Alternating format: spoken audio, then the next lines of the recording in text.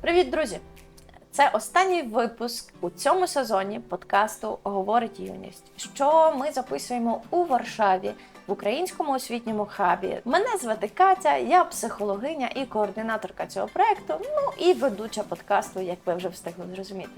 Сьогодні ми будемо говорити про публічні виступи, страх перед ними, можливо, якісь лайфхаки, як подолати цей страх і як покращити навички своєї комунікації. Знайомлю вас із моєю першою гостею. Софія, привіт! Якщо можеш, коротко представся, розкажи нам щось важливе про себе. Привіт, мене звати Софія, мені 14 років, я можу розповісти трошки про свої хобі. Я люблю дивитися фільми, документальні фільми і часом грати в волейбол. І спортом щось займаєшся, це чудово. Так. Окей.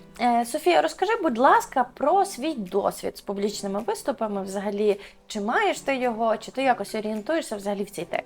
Взагалі, за життя ми завжди з ними стикаємося. В школі, в садочках.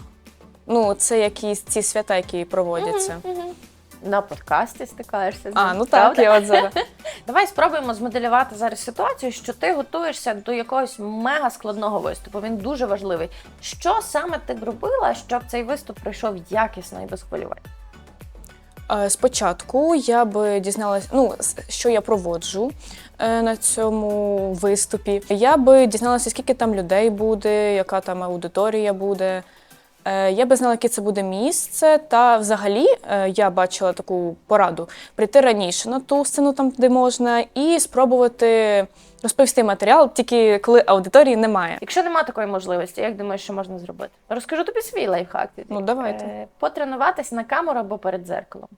Дуже класно це працює, щоб помітити, де у тебе є, може якісь слабкі місця, може помітити якісь, знаєш, ми вміємо всі, такі звуки і слова, які заповнюють паузи. Часом це можуть бути наші слова-паразити або жести-паразити.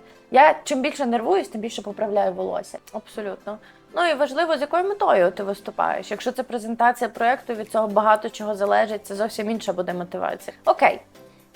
Чи ти вважаєш, що навички публічного виступу можна якось розвивати, якось їм навчитися? Так, можна, щоб розвити ці навички, можна дізнаватися інформацію в інтернеті. Я хочу розповісти, де я дізналася більше про ці виступи. Розкажи. Тому що в хабі був тренінг, і мені сподобалося, що я дізналася багато інформації. І як впливає в більшості публічних виступах міміка. Гумор, він завжди нам трохи допомагає розслабитись. Так?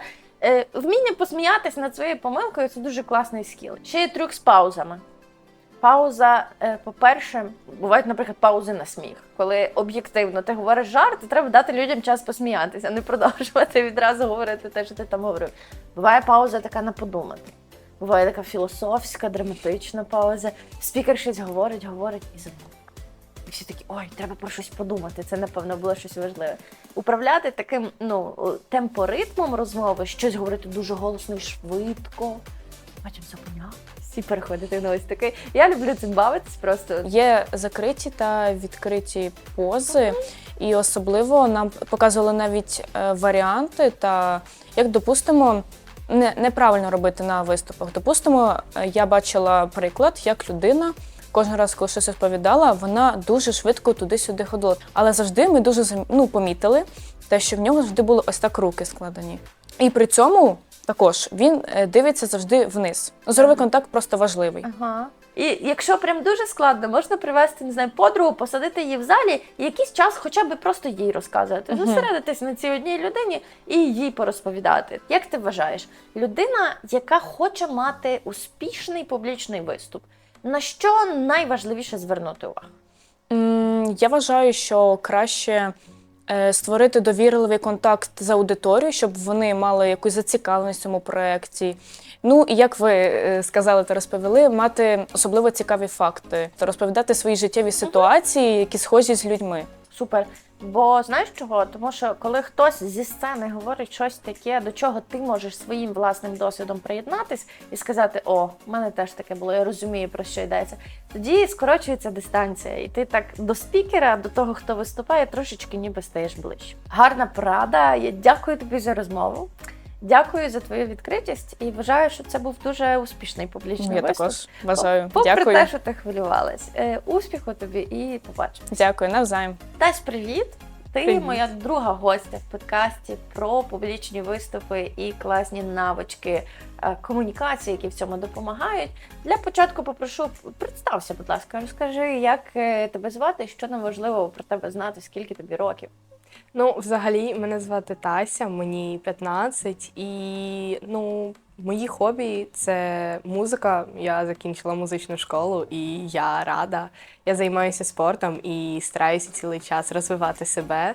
Тому це, напевно, що все, що я можу про себе сказати. Так. Потужно, а на якому інструменті граєш? Розкажи, будь ласка. Взагалі, я закінчила музичну школу, як і на фортепіано, вмію грати на ньому, а так само вмію на скрипці грати. Вау. Найскладніші, мені здається, два інструменти. Тась, розкажи, будь ласка, чи маєш досвід взагалі з публічними виступами? Яке місце вони в твоєму житті займають? Ну, взагалі, з публічними виступами я зв'язана тим, що в музичній школі ми щоразу виступали на кінці семестру, а також я брала участь в конкурсах, в яких займала високі місця, через те, що я старалась багато займатись.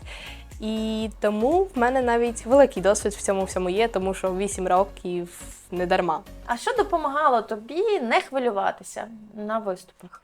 Взагалі, мені допомагало дихання. Кожен раз, як я розуміла, що мені стає гірше і гірше, я завжди робила великий вдох і видих, закривала очі, думала про те, що є люди, для яких я це все роблю, і що я просто для них показую себе і треную. Класна стратегія, абсолютно точно.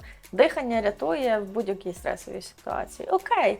І може ще щось знаєш, якісь лайфхаки про хвилювання, як із ним справитися? Взагалі є цікава практика, це метелик, коли ти дуже сильно переживаєш, ти можеш сам себе обійняти, це просто кладеш так руки і хлопаєш. З кожним разом стараєшся все повільніше і повільніше це зробити, і це реально дуже класно допомагає, тому що тебе ніби хтось обіймає. Окей. Давай перейдемо від хвилювання до успішних якихось компонентів. Що потрібно, щоб виступ був класним, як ти вважаєш? Взагалі треба старатися привертати свою увагу. Тобто це можуть бути рухи, руками, тіла, мова, з кожним разом говорити тихіше, голосніше, привертати свою увагу, дивитися в різні місця, але не надто швидко, а то ніби ти переживаєш. Різні місця ти маєш на увазі по сцені, на аудиторії? Так. Чи Аудиторії, так, дивитися на Ага. різні місця. Можна дивитися як безкінечність спробувати, можна дивитися як трикутничок. Залежить від того, для якої аудиторії ти виступаєш. Окей, знаю, про що ти говориш, мушу слухачам і глядачам трошки Так. пояснити, що це є такі методики, як ми погляд переводимо між залом. І умовно знаходимо, якщо це трикутничок, то знаходимо 3 таких умовних точки, але не робимо постійно, а спокійно, плавно, періодично дивимося в різні зони в нашому залі, тоді зал справді залишається в контакті з тобою, це правда. Я, наприклад, вважаю, що ще підготовка сама, так, те, що ми робимо, як ми це робимо, воно важливо. Класно, коли ти більш-менш знайомий з матеріалом, бо аудиторія бачить, коли ти губишся все ж таки. Але навіть з цього можна зробити якийсь прикольчик, якось це пожартувати з цього, так, і люди тоді теж ближче до себе до тебе почувають. На завершення традиційно я прошу дати якусь пораду нашій аудиторії, нашим слухачам. От уявімо, що ти готуєшся до суперважливого публічного виступу. Нехай це, я не знаю, виступ буде на якійсь величезній арені.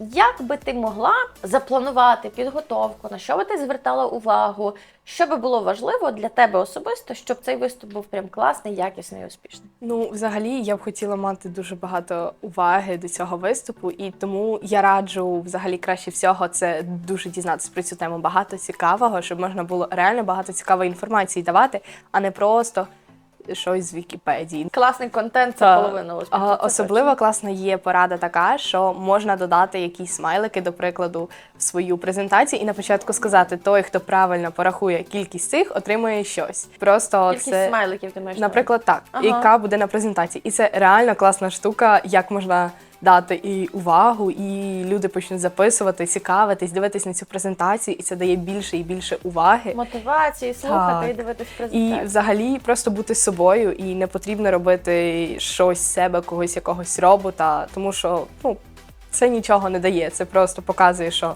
ти просто завчив і просто розказав текст з якоїсь карточки. будь собою і просто насолоджуйся тим, що ти робиш.